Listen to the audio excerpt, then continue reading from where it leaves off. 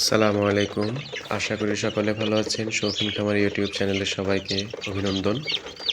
তো প্রিয় ভিউয়ার্স, আজকে আমি আলোচনা করব কিভাবে মুরগির বাচ্চা পালন করলে মুরগির বাচ্চার মর্টালিটি হার অনেক কমে আসবে এবং দ্রুত মুরগির বাচ্চা বর্ধন হবে এবং সুস্থ থাকবে। তো যারা প্রান্তিক লেভেলের খামারি তাদের সবারই একটা প্রশ্ন এবং একটাই সমস্যা যে তারা কোনোভাবে মুরগির বাচ্চা টিকাইতে পারতেছে না। বিভিন্ন সমস্যার কারণে মুরগির বাচ্চাগুলো মারা যায়। তো তাদের জন্য আজকে আমার এই ভিডিওটা শেষ পর্যন্ত দেখবেন। অবশ্যই যারা নতুন খামারি তাদের জন্য অনেক উপকার হবে। তো প্রিয় ভিউয়ার্স, এখানে আমার মুরগির বাচ্চাগুলো আপনারা দেখতেছেন।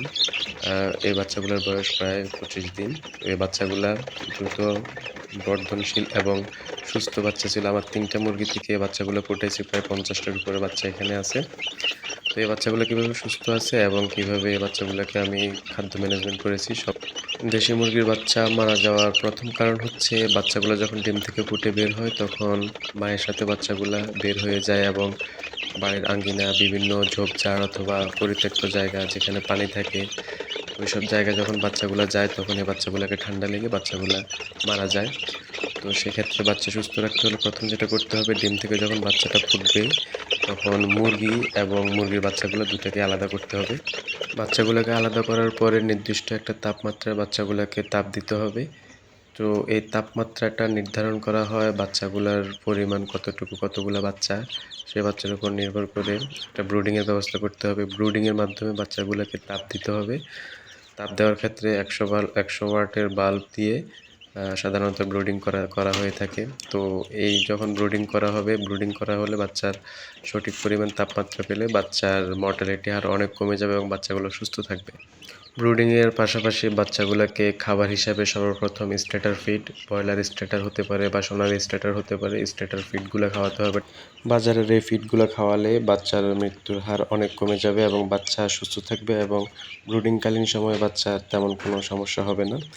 এই স্টার্টার ফিডের পাশাপাশি বাচ্চাকে ব্রুডিংকালীন সময় লাইসোভিট অথবা স্যালাইন বা কিছু ওষুধ আছে যেগুলো প্রয়োগ করলে বাচ্চার মর্টালিটি হার অনেক কমে যাবে এবং বাচ্চার গ্রোথ বৃদ্ধি করার জন্য স্টার্টার ফিডের বিকল্প অন্য কিছুই নেই। দ্রুত বাচ্চাগুলোকে বড় করতে হলে স্টার্টার ফিডের বিকল্প অন্য কোনো কিছু করা যাবে না, তাতে বাচ্চার প্রবলেম হওয়ার সম্ভাবনা বেশি থাকবে। দ্বিতীয় বিষয় হচ্ছে বাচ্চাকে যে জায়গায় ব্রুডিং করা হবে ওই জায়গাটা যেন কোনো প্রকারের জীবাণু না থাকে বা জীবাণুমুক্ত করতে হবে। জীবাণুনাশক স্প্রে দিয়ে সবসময় স্প্রে করে রাখতে হবে। বায়োসিকিউরিটি মেনটেন করতে হবে এবং ব্রুডিং করা জায়গায় যেন পর্যাপ্ত পরিমাণ আলো বাতাস চলাচল করতে পারে সেই ব্যবস্থা করতে হবে। বাচ্চা যে জায়গায় রাখা হবে সেই জায়গাটা যেন সবসময় শুষ্ক থাকে। প্রয়োজনে এই বাচ্চাগুলোকে যে জায়গায় রাখা হবে সেই জায়গাতে যাতে অন্য কোনো মুরগি বা অন্য কোনো পশু পাখি ওখানে যেন কোনো প্রকার হামলা করতে না পারে সেই বিষয়ে যথেষ্ট পরিমাণ খেয়াল রাখতে হবে। কিছু প্রাকৃতিক চিকিৎসা করা যায়, যেমন হলুদ বা রসুন এগুলা মিশ্রিত করে পানি খাওয়ানো যায়। এগুলো যদি খাওয়ায় তাহলে বাচ্চার মর্টালিটি হার অনেক কমে যাবে এবং রোগ প্রতিরোধ ক্ষমতা অনেক বেড়ে যাবে। মুরগির বাচ্চার প্রথম 1 মাসে বাধ্যতামূলক 4টা টিকা প্রদান করতে হয়। 4 দিনে গাম্বুরো, রানীক্ষেত এবং গাম্বুরা বুস্টার, রানীক্ষেত বুস্টার, এই টিকাগুলো অবশ্যই দিতে হবে। এই টিকাগুলো যদি না দেয় তাহলে ভবিষ্যতে খামার বিপর্যয় হওয়ার সম্ভাবনা সবচাইতে বেশি থাকে। তো বাচ্চা সুস্থ রাখার জন্য অবশ্যই টিকাগুলো যথাসময়ে দিতে হবে এবং মুরগির বাচ্চা সুস্থ সবল রাখার জন্য ঔষধ, টিকা এগুলোতে প্রথম মাস অন্তত কোনো প্রকার গাফিলতি করা যাবে না। বাচ্চা সুস্থ থাকবে কি থাকবে না সেটা নির্ভর করবে প্রথম 1 মাসের খাদ্য ব্যবস্থাপনা, ওষুধ ব্যবস্থাপনা এবং যে জায়গায় বাচ্চাগুলোকে রাখা হবে সেই জায়গা সুস্থতার উপরে নির্ভর করবে। যারা নতুন খামারি তারা অবশ্যই এই বিষয়টা খেয়াল রাখবেন যাতে করে বাচ্চাদেরকে যথাসময়ে ওষুধগুলা বা ভ্যাকসিনগুলো দেওয়া হয়। ভ্যাকসিন না দিলে বাচ্চা হয়তো সুস্থ থাকবে কিন্তু কখনো যদি কোনো রোগ আক্রমণ করে তাহলে পুরো খামার ধ্বংস হয়ে যাবে। বাচ্চা মুরগি আলাদা করলে 2টা সুবিধা। একটা হচ্ছে মুরগিগুলা সুস্থ থাকবে আর দ্বিতীয় সুবিধা হচ্ছে বাচ্চাগুলা যখন মুরগি থেকে আলাদা করা হবে তার প্রায় 7-8 দিন বা 10 দিনের মধ্যে আবার মুরগিগুলা ডিম পাড়া শুরু করবে।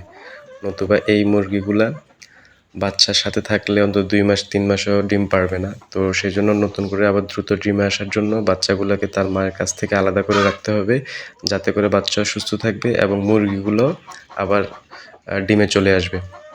তো আমার যে মুরগিগুলো আমি ফুটাইছি সেই মুরগিগুলা ডিম পাড়ার বাচ্চাগুলা সরানোর পরে আলাদা করে ব্রুডিং করানোর পরে 1 সপ্তাহ বা 10 দিনের মধ্যে আবার ডিম ডিম পাড়া শুরু হয়ে গেছে।